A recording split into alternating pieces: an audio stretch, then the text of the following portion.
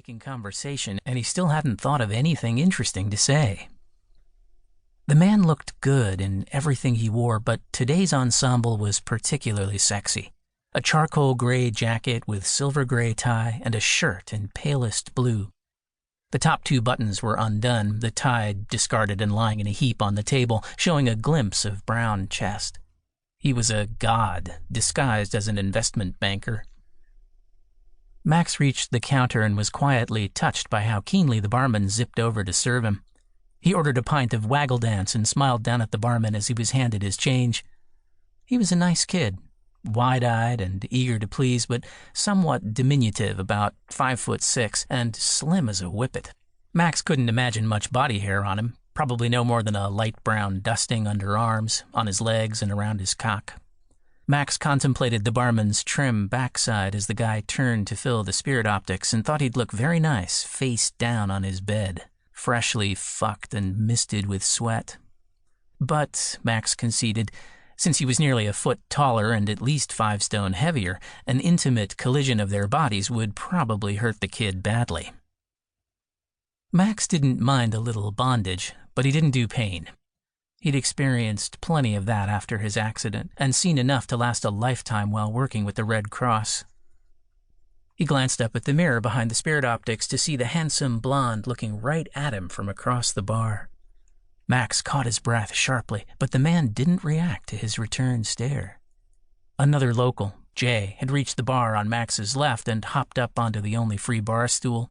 Max accepted Mr. Smooth's stare at Jay with easy resignation. There was a lot of Jay to capture the imagination. The gruff scrap merchant looked like Gladiator, reborn as a builder. He was a few inches shorter than Max at 6'2" or so, but broad and supple at the same time. Ripped denims clung to large, solid thighs.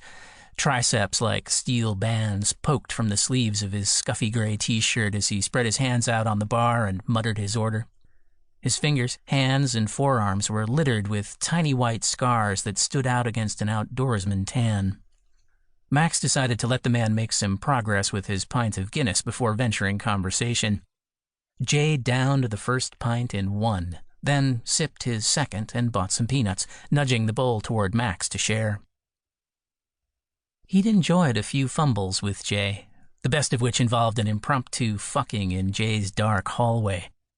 Max having to brace himself against the upper corners of the kitchen door jamb as Jay took him with slow, powerful strokes while tossing him off.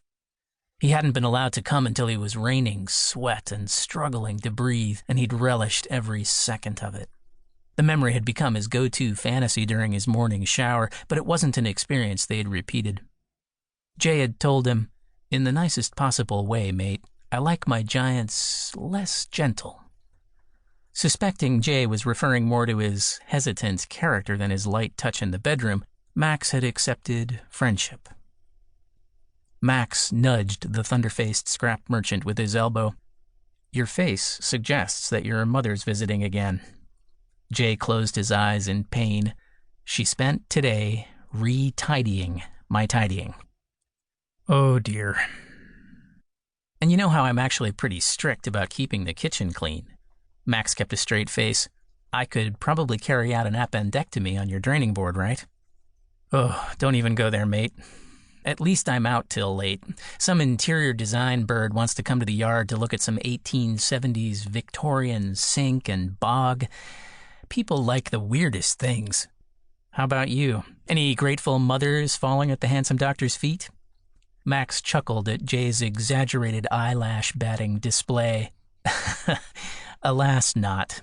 Today's highlight was removing a marble from a chatty 4-year-old's nostril. It took forever. You get all the variety, don't you? What did the little bugger chat about? Everything. Who'd win between Jaws and Thor in a straight fight, how to steal chocolate from the top cupboard at his grandmother's house, items which make unreliable grappling hooks, every natural disaster with a special focus on interrupting volcanoes. Interrupting? At Max's grave nod, Jay burst out laughing. Bless. He has a point. I'm sure Vesuvius put a few Pompeians off their conversational stride. Max pitched his voice to a fishwife's falsetto.